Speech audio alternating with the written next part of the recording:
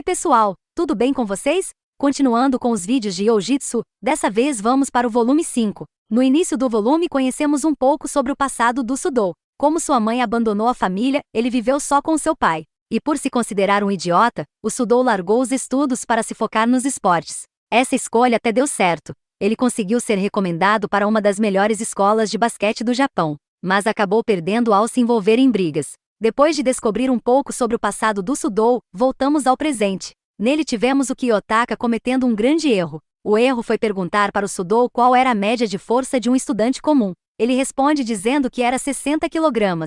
Esse erro faz o Kiyotaka ficar em segundo no teste de apreensão, assim frustrando seus planos em não participar do festival de esportes. Indo direto para o festival, as classes foram divididas em dois times. A equipe vermelha era uma união da classe D e da classe A. Já a equipe branca tinha como integrantes as classes B e C. Como Sudou era o melhor atleta da classe D, ele foi escolhido para ser o líder da classe no festival. A Suzune queria ser a âncora no revezamento. O motivo disso era porque o Manabu também seria o âncora da sua classe. Essa seria a sua oportunidade de ficar lado a lado com seu irmão. O Koenji não tem o menor interesse em participar da competição, o que deixou Sudou bravo. Ele perde a calma e tenta dar um soco no Koenji, mas esse soco é parado na maior facilidade. No festival, a classe D teve bons resultados. Conseguiu 3 vitórias na corrida de 100 metros, elas foram conquistadas pelo Hirata, Sudou e pela Suzune. A Ibuki, que estava competindo contra a Suzune, saiu com mais uma derrota. Indo para a corrida de obstáculos, só o Sudou conseguiu vencer.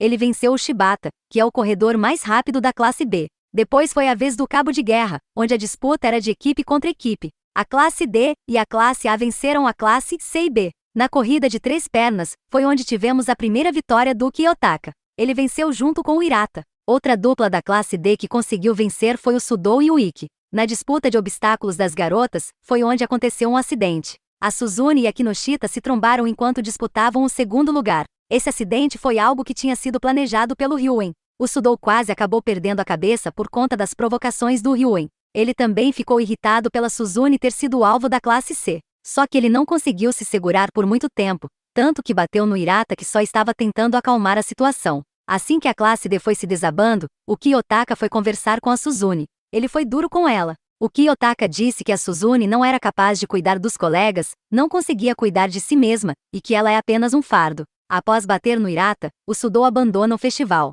O Kiyotaka deu a dica para a Suzune ir atrás dele, já que o Sudou poderia se tornar uma ferramenta dela. E como são dependentes do Sudou nesse festival, ela foi atrás dele. A Suzune conseguiu convencer o Sudou a voltar ao festival. E pelas palavras dela, o Sudou é a primeira pessoa que ela pode chamar de amigo. Os fãs do casal Kiyotaka e Suzune devem ter ficado bravos com essa cena. Por conta da colisão que sofreu com a Kinoshita, a Suzune está machucada e não pode mais ser a âncora no revezamento. O Kiyotaka assumiu o seu lugar. O último evento do festival foi o tão aguardado revezamento de 1.200 metros. O Manabu desiste de levar a sua classe para o segundo lugar, isso porque ele queria competir com o Kiyotaka. Nessa disputa não dá para saber quem seria o vencedor, isso porque um corredor caiu na frente do Kiyotaka. O Manabu terminou a corrida como vencedor do confronto. A equipe vermelha terminou como a vencedora no festival. O ranking por classe no primeiro ano ficou assim. A classe B terminou em primeiro, em segundo lugar ficou a classe C, em terceiro a classe A e por último a classe D. A Suzune só ia deixar o Sudou chamar ela pelo primeiro nome caso ele fosse considerado o melhor do festival. Mas isso não acabou acontecendo. O prêmio de melhor do festival ficou com o Shibata da classe B. Mesmo não cumprindo o acordo, a Suzune deixa o Sudou chamar ela pelo primeiro nome. Olha esse romance evoluindo. O Kiyotaka está se preparando para o caso de acontecer alguma traição na classe D. Ele foi confirmar se a Kushida é a traidora. Ela quer expulsar a Suzune. Por ter descoberto que ela é a traidora, o Kiyotaka também virou um alvo da Kushida. Ficou faltando falar do plano do Ryuen. Ele queria fazer parecer que a Suzune machucou a Kinoshita de propósito. Assim que conseguisse fazer isso, pretendia chantagear ela pedindo 1 milhão de pontos. Caso ela não cumprisse o acordo, a Suzune seria denunciada aos professores e ao conselho estudantil. O plano do Ryuen quase deu certo, isso porque tinha o Kiyotaka para ficar no seu caminho. Ele fez um aluno da classe C gravar o Ryuen planejando machucar a Kinoshita, e fazendo parecer que foi culpa da Suzune. Agora vamos para outros pontos importantes do volume.